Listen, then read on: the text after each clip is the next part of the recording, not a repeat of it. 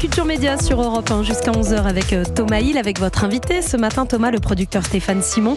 Et c'est l'heure du journal des médias de Julien Pichenet. Et on démarre avec les audiences, bien sûr. Quels sont les chiffres à retenir de ce week-end, Julien ? Eh bien, tout d'abord, Thomas, on retient le score assez faible du Joker de Todd Phillips. Hier soir sur TF1, Joaquin Phoenix n'était même pas sur le podium avec 1 900 000 téléspectateurs seulement. Oui, Broken Wood sur France 3 était devant, Capital sur M6 était devant, et surtout le film Compromat sur France 2 avec Lelouch, Gilles Lelouch. Oui. Voilà, 3 millions de téléspectateurs étaient devant France 2 hier soir. Samedi, on y reviendra, la Star Academy a été devancée par France 2 et 100% logique de Cyril Ferraud, et par France 3 et Meurtre sur la Côte Bleue avec Jean-Pierre Foucault dans le rôle principal. Effectivement, encore un succès à l'actif de Jean-Pierre Foucault qui a attiré 4 600 000 téléspectateurs, soit près d'un spectateur sur 4, pas mal pour la première de Foucault en tant qu'acteur. Et puis vendredi, le nouveau divertissement de TF1, le maître du jeu, avec Laurent Ruquier, a fait un score correct, sans toutefois casser la baraque. 2 600 000 téléspectateurs pour cette première. Europe 1, le journal des médias. Et puis on reste focus sur les audiences. Quel est le score de la Star Academy sur TF1 ? Eh bien, pour le lancement de sa 13e saison, la Starac est en baisse avec 3 200 000 téléspectateurs qui étaient devant la première partie de l'émission samedi soir. C'est 500 000 de moins quand même que pour le lancement de l'an dernier. Alors pour ceux qui n'ont pas suivi ce premier numéro, sachez que l'hymne de cette Starac 2024 n'est pas un vieux tube. Vous savez qu'en général, on va piocher dans les standards des années 60, 70, 80 exactement par exemple.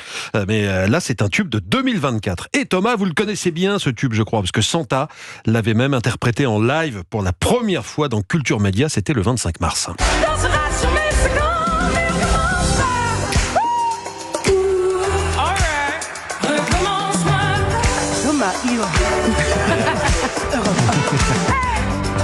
Vous avez entendu Santa qui dit Thomas Hill Europe 1. Je crois pas que malheureusement les candidats de la Star Academy reprendront ce Thomas Hill Europe 1. C'est dans la chanson, c'est dans le texte. C'est dans le texte. Alors peut-être. Surveillons ça de près le samedi soir sur TF1. Voilà, c'est l'hymne de cette nouvelle saison de la Starac 2024. Et puis alors, les téléfilms de Noël, eux, arrivent et c'est TF1 qui ouvre le bal aujourd'hui. Mon conte de fées de Noël, le médaillon de Noël, mission illumination de Noël, Noël, mon ex et moi, je n'invente rien, ce sont les vrais titres des téléfilms qui seront proposés cette semaine par la Une, qui commence donc à diffuser dès aujourd'hui des téléfilms inédits de Noël. Il y en a 2 par jour, tous les jours, un à 14h20, un autre à 16h.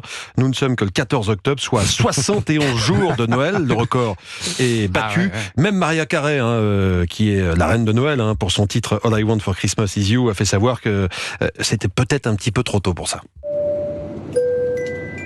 This is your captain speaking. Welcome aboard, Mariah. We are headed to the North Pole. Not yet. Sorry. Ouais, pas encore, désolé, a déclaré la chanteuse.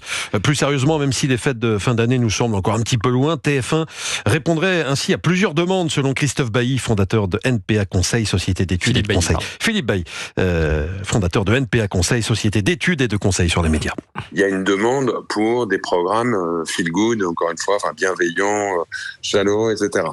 Le cas particulier des téléfilms de Noël, c'est qu'ils répondent à cette demande. Ils sont fédérateurs de l'ensemble de la famille. C'est typiquement des bons programmes d'écoute conjointe parents-enfants, à un moment où, côté publicitaire, donc du côté du marché, les fabricants de jouets commencent à avoir un besoin important de communiquer, parce que c'est l'époque où on commence à préparer les listes au Père Noël, etc.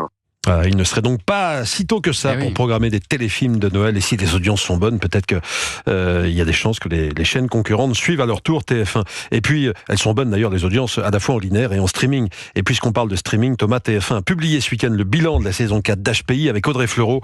Eh bien, J+7 de sa diffusion, la série a réuni en moyenne, on peut le dire, 8 300 000 téléspectateurs. C'est la meilleure audience fiction de cette année 2024. C'est colossal. Est-ce que ça vous donne envie, vous, Stéphane Simon, de vous lancer dans la fiction comme le font de plus en plus de producteurs? Mais oui, absolument. On développe beaucoup de choses avec Outside Film en ce moment, et précisément aussi, je reviens à mon sujet, on va lancer une adaptation du livre que j'ai fait sur les derniers jours de Samuel Paty. En fiction? En fiction, absolument. Ce sera pour quand, avec les films du kiosque en coproduction. Ouais. Pour 2026 peut-être? On espère tourner au premier semestre 2025. Je vous dirai pas avec qui.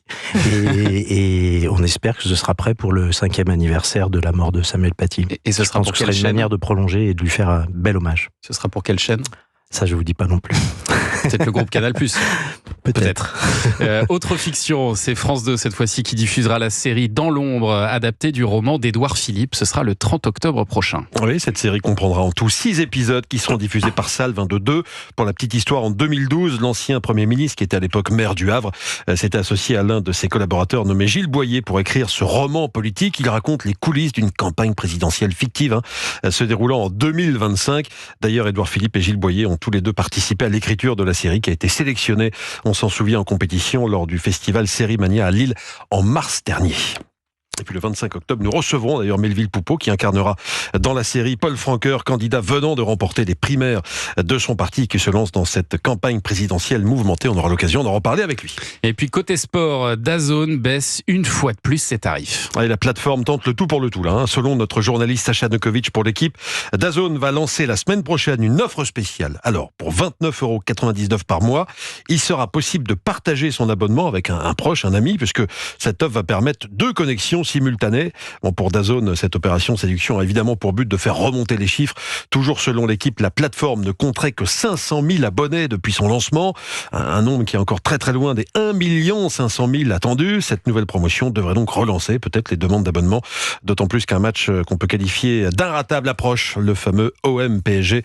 Ce sera le dimanche 27 octobre. Vous êtes abonné à Anissa, DAZN ou pas encore? Absolument pas. Toujours pas. Elle ne craquera pas. J'attends que ça baisse. Non, mais j'attends que ça baisse encore. Combien vous le voulez l'abonnement? Gratuit. Ah d'accord. Non, ça n'arrivera pas. C'est radical. Merci beaucoup Julien pour ce journal des médias dont toutes les infos sont à retrouver dans notre newsletter média, inscription gratuite sur europe1.fr.